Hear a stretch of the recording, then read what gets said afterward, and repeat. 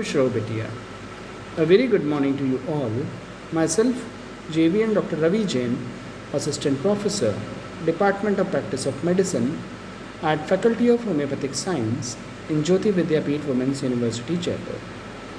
In today's lecture, we are going to discuss about a case of the chest pain which came in our OPD.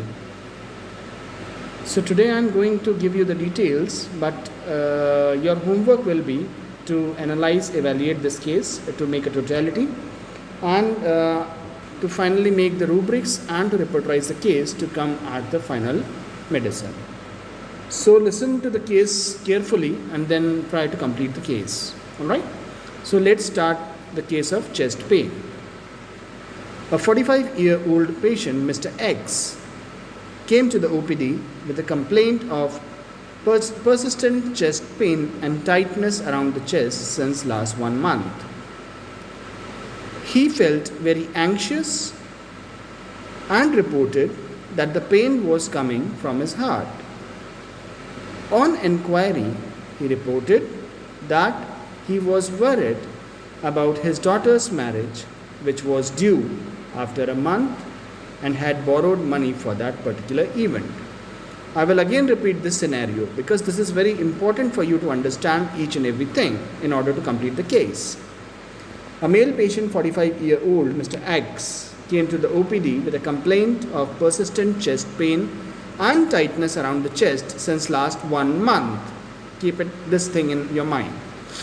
He felt very anxious and reported that the pain was coming from his heart.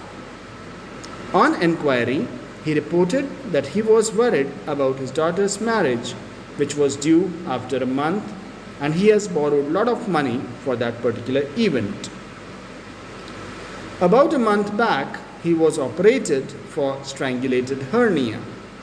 You should know what a strangulated hernia is because I believe you have already studied this particular condition in your surgery class last year, which had resulted in an unexpected expenses.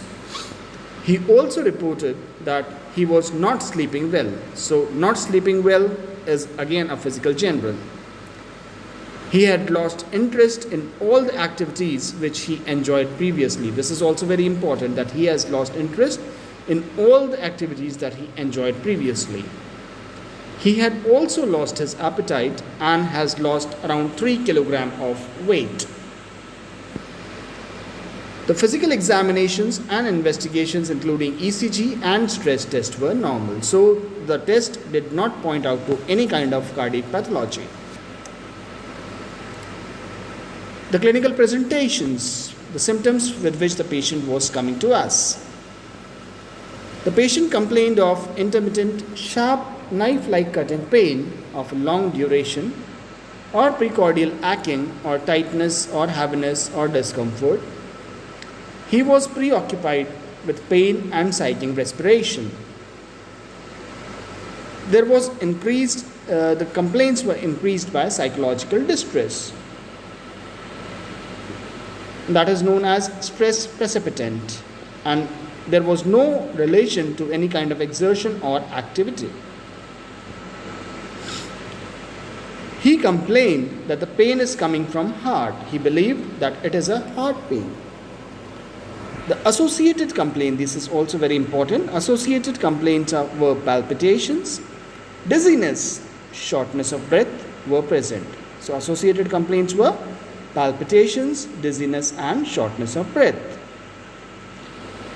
There was an associated fear that was very predominant in the patient that the symptoms are very similar to having heart attack. There was a family history of heart attack, of similar pain in one of his relatives, and he said one of my relatives had such pain and he died due to heart attack. This is a very common complaint with which a lot of patients are coming to us. Now, since there is no cardiac pathology involved, therefore, due to great fear, the provisional diagnosis is cardiac neurosis. Mind it, this is a provisional diagnosis, not the confirmatory diagnosis.